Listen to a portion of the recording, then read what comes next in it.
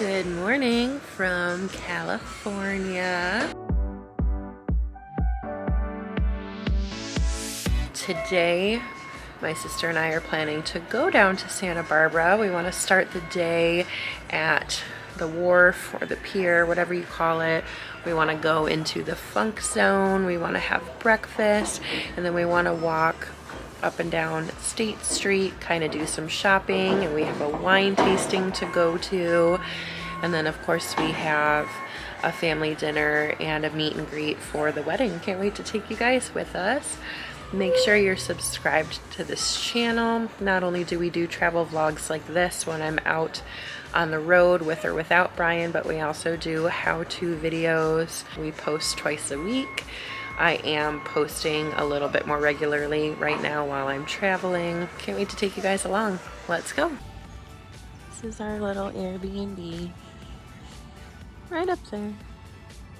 Our Uber driver on the way here was a total hippie and just kept talking about trees and plants and where they were imported from, and saying that palm trees are nothing but hair extensions because they're just plotted into the ground wherever you want to put them. It was interesting.